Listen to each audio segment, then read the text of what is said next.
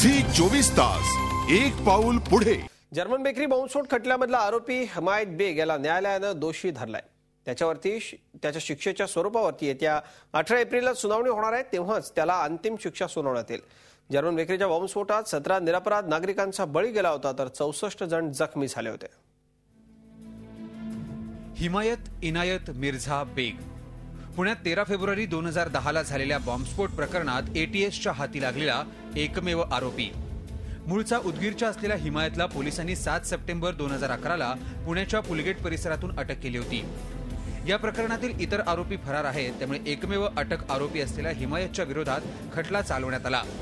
दोन्ही बाजूंचा युक्तिवाद तसंच साक्षी पुराव्यांचं कामकाज पूर्ण झाल्यानंतर न्यायालयानं आरोपी हिमायत बेगला बॉम्बस्फोट घडवल्याप्रकरणी दोषी ठरवलंय। त्याच्या विरोधातील सगळे आरोप न्यायालयात सिद्ध झाले। या कलमांखाली हिमायतला दोषी ठरवण्यात आलंय।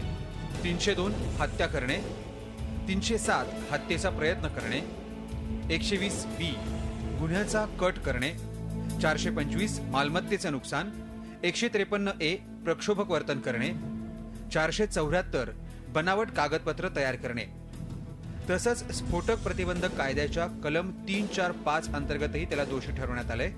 त्याचबरोबर बेकायदेशीर कारवाई प्रतिबंधक कायदा याच्या कलम 10, 13, 18 आणि 20 याच्या अंतर्गतही बेगला दोषी ठरवण्यात आले। आरोपी होता मिर्झा हिमायत बेग याला दोषी ठरवण्यात आलेला आहे। शिक्षेविषयी त्याला जे काय म्हणणं मांडायचं आहे त्यासाठी त्याला मुदत दिलेली आहे, कारण त्याच्यावरती जे गुन्हे साबित झाले त्यातील 5 कलम अशी आहेत की ज्याला मृत्यूदंडाची पण शिक्षा होऊ शकते। त्यामुळे त्याला विचार करण्यासाठी आणखीन त्याची बाजू मांडण्यासाठी मुदत दिलेली आहे। हिमायत विरोधात सिद्ध झालेल्या आरोपांपैकी किमान 5 आरोपांमध्ये त्याला कठोरात कठोर म्हणजेच जन्मठेप किंवा मृत्यूदंडाची शिक्षा होऊ शकते। पुणे सत्र न्यायालयानं दिलेल्या निर्णयाविरोधात उच्च न्यायालयात दाद मागणार असल्याचं आरोपीच्या वकिलांनी म्हटलंय। आम्ही आता हायकोर्टला जाणार आहे। वर्डिक्टला आता सांगितलं तुम्हाला मी 120 302 307 435 153 ए आणि 474 हा आयपीसी खाली त्यांनी दोषी धरलेला आहे साहेबांनी। पुणे सत्र न्यायालयाचे अतिरिक्त न्यायाधीश NP धोटे यांच्यासमोर या खटल्याची सुनावणी सुरू आहे।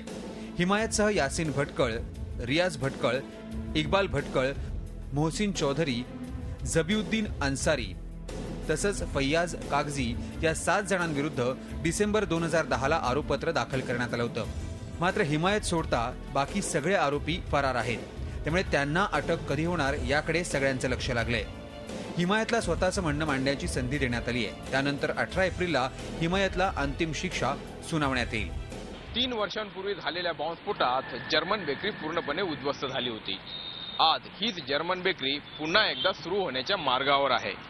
मात्र या घटनेतील पीडितांच्या वेदना अजूनही ताज्या आहेत। अशातच पुणे सत्र न्यायालयानं या प्रकरणातील एकमेव अटक आरोपी हिमायत बेगला दोषी ठरवलंय। येत्या 18 तारखेला हिमायतच्या शिक्षेवर सुनावणी होणार आहे। त्यातूनच पीडितांना न्याय मिळणार आहे। व्हिडिओ जर्नलिस्ट विकी कांबळेसह अरुण मेहत्रे, झी 24 तास पुणे। झी 24 तास एक पाऊल पुढे।